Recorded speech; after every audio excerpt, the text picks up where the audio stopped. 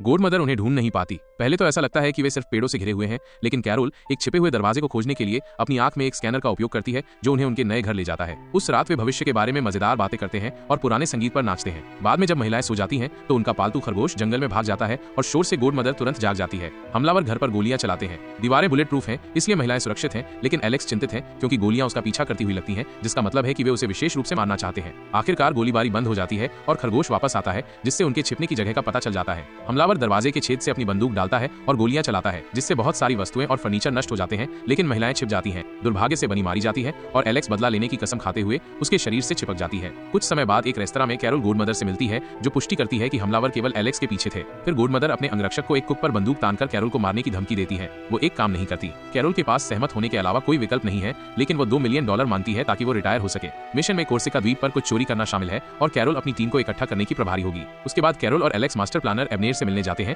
ताकि डकैती की योजना बनाई जा सके। उनका लक्ष्य एक प्रसिद्ध पेंटिंग चुराना है, जिसे एक कॉन्वेंट में प्रदर्शनी के लिए रखा जाएगा। उनके पास जगह का कोई नक्शा नहीं है, इसलिए उन्हें पहले ब्लूप्रिंट चुराने होंगे। एबनेर उन्हें हथियार आपूर्तिकर्ता और एक भागने वाली गाड़ी के नाम देता है। चूंकि कैरोल एलेक्स को पोलैंड में एक बड़ी घटना के बाद और नहीं चाहती है, इसलिए अगली जोड़ी एक रेस ट्रैक पर जाती है, जहां रेस ड्राइवर सैम को उसके टीममेट द्वारा कथित तौर पर गड़बड़ी करने के लिए डांटा जा रहा है। एक निराश सैम वाहन चुरा लेता है और उच्च गति पर ट्रैक पर गाड़ी चलाना शुरू कर देता है, जो अद्भुत प्रतिभा दिखाता है और साबित करता है कि ये ड्राइवर का कौशल है, न कि कार की समस्या। जब वो कर लेती है तो उसकी गुस्साई टीममेट सभी के सामने अपना जंपसूट उतार देती है। बाद में कैरोल और एलेक्स सैम को दोपहर के भोजन पर आमंत्रित करते हैं और उसे अपनी टीम में शामिल होने के लिए कहते हैं, ये समझाते हुए कि वे लूट को समान रूप से विभाजित करेंगे। एलेक्स के बुरे रवैये के कारण सैम लगभग चला जाता है, लेकिन कैरोल सभी को शांत करती है और सैम को शामिल होने के लिए मना लेती है। कुछ समय बाद तीनों महिलाएं एक जहाज लेती हैं और द्वीप पर बहुत अच्छा घर ढूंढती हैं जहां वे ठहरेंगी। बसने के बाद टीम क्लेरेंस से मिलती है, जो किराने की दुकान को कवर के तौर पर रखता है। वो अपने हथियारों के कारोबार के लिए एलेक्स को हथियार सौंपता है। इस बीच एलेक्स को उस लड़के पर क्रश हो जाता है और वो उससे फ्लर्ट करती है। चूंकि सैम को कभी किसी हथियार की जरूरत नहीं पड़ी, इसलिए समूह अगले खुले क्षेत्र में जाता है